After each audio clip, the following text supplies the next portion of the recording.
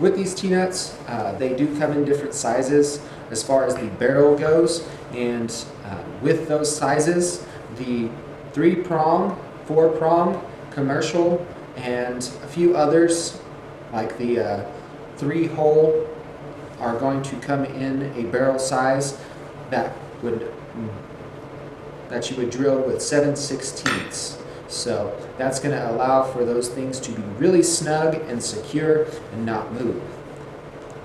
Moving over to the industrial, it has a larger barrel, which gives it a little bit more oomph and definitely has to do with the overall design, but fits the same bolts. And the size of that barrel is a 1/2.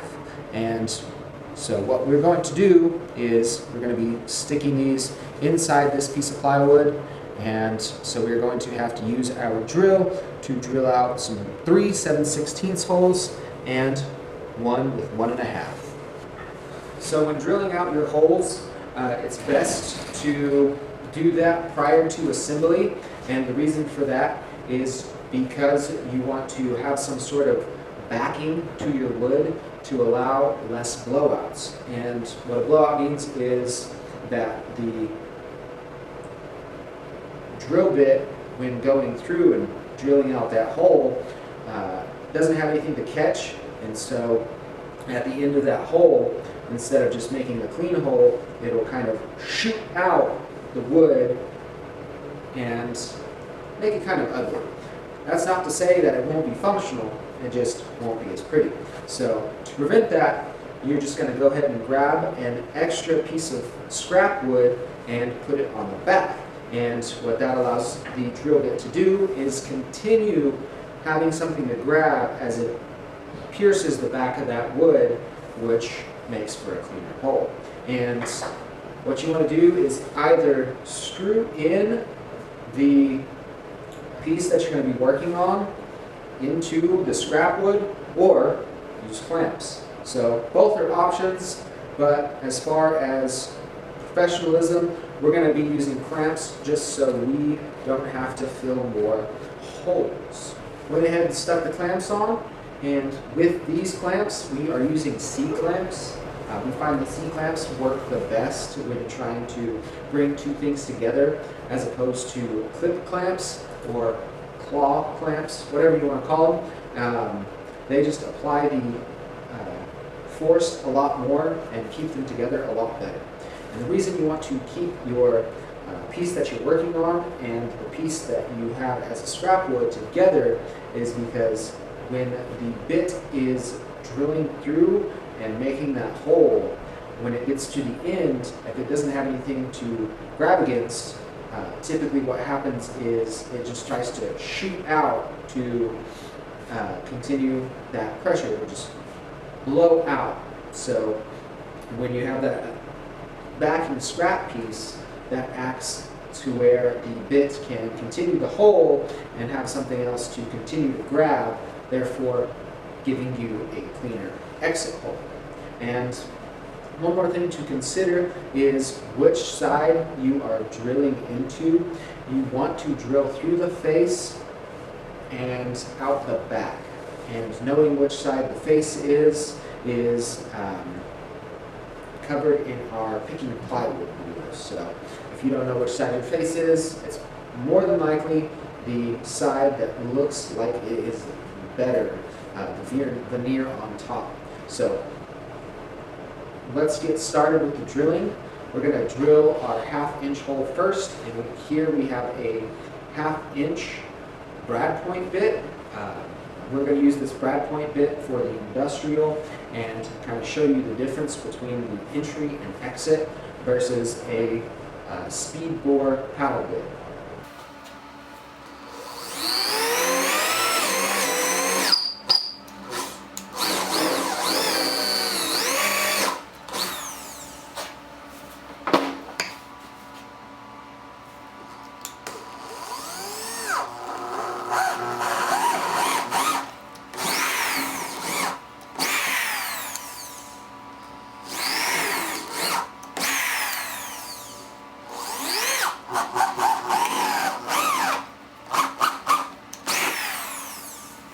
This one, this is the 1/2 inch with the brad point bit, and as far as it looking, it looks the best. Doesn't look like there's much of exit blowout. And then here we have a 1/2 inch that was with the clamps and on the scrap piece of wood. Same here. In terms of the difference between the two, the exit is not as clean as it is with the brad point bit. And then over here on this one, that one is not using scrap wood, and as you can see, kind of just chipped wood and just does not look good at all. So that's one of the reasons we suggest using a scrap piece of plywood behind your piece that you're drilling out. So I'm just going to flip this over and we're going to look at the front now. And for the front, this entry hole for the 1/2 inch brad point bit looks so much cleaner than the rest, which were done with the speed bore paddle bit, and those just kind of look a little ugly and are going to require some sanding to make them look a little cleaner. And that's the entry hole. So this is the part that's going to be seen. So when using bits, I would suggest using the brad point bits so you will get cleaner holes. And we'll stick a link to the ones that we used, so you guys will be able to use those as well. So we went ahead and sanded down with a palm sander and also used a Dremel to kind of file out and smooth out the front face and the back face of those holes that look kind of bad. And now we are ready to stick our T-nuts in. And as far as that goes, we're going to start with the commercial and the industrial, since we don't have to do much to them. And all you have to do is place it in there, grab your screws, Phillips head on the drill, and screw them in. All you're going to do,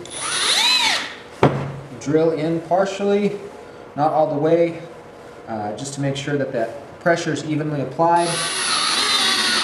And then go ahead and go back and send it full turn.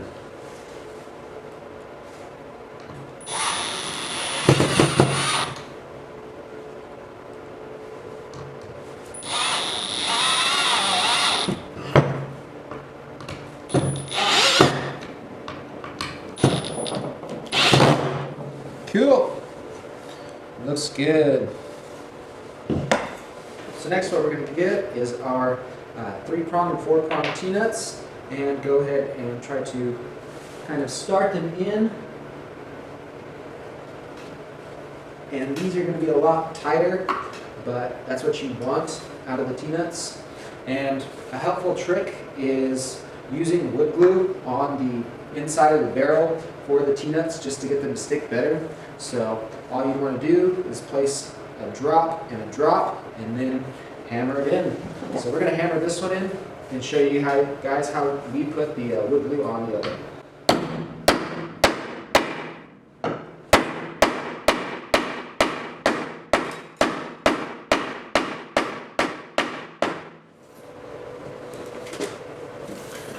Alright, we're just going to put a drop on one side and then a drop on the other.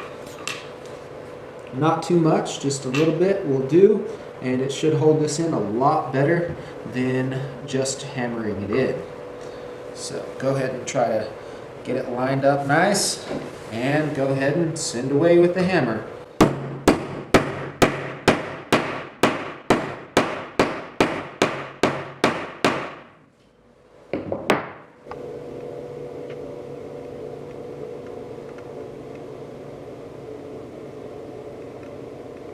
Alright, we've went ahead and stuck all of our T-nuts in, and as far as ease of use and cleanliness, the industrial is our favorite.